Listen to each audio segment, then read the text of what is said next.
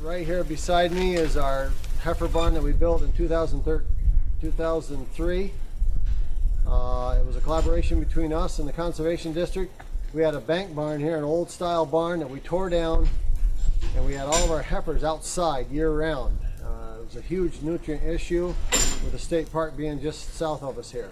We knew we were going to have to do something different someday, and a wonderful project come together. Like I said, with the Conservation District, we got cost share money to help with the pit, the underground storage, and we built a facility that would suit our needs to house all of our animals, all the way from weaning all the way up to bred heifers, and put this whole project together with the Conservation District, like I said, in 2003. It's been fantastic for us. We've been able to get our heifers out of the watershed, retain all of our nutrients here. We have a 12-foot deep pit underneath that holds about 8 months of storage, which gives us flexibility. I couldn't be happier with it. We used to grow our heifers in that barn, and this was like a 2-acre pasture. So then we built this, just this past winter. Yeah, because we moved them in here in April, and they were like 3 months old, maybe 200 pounds. So now there's 9 months old, and well, I just can't believe how fast they grew.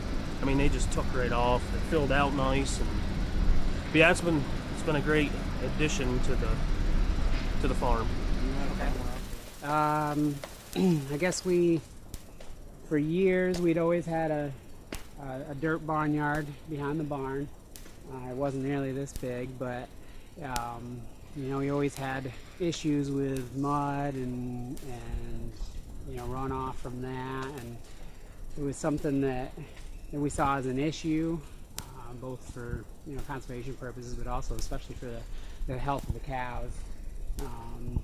And it really wasn't a good place to be keeping cows, to feed them, and so we started talking to the Conservation District and then RCS about getting some funding to help us put in a barnyard. And because of the runoff, and we had some issues with milk house waste water too, this was a good opportunity to address both of those issues. And so we kind of utilize it, different groups and stuff too. And but about 70 head at a time can be on there pretty comfortably. We haven't had any issues. We've got room for stacking, which was what we were looking for, to be able to stack the manure. There's 2 years ago when it was really, really cold, we stacked manure out here, and that was most of the winter, and we didn't have any issues running out of room for the cows and for the manure. You'd have a lot of water coming off from the roof, which was becoming a real big issue, and it would pool down at the bottom, and just a big mess.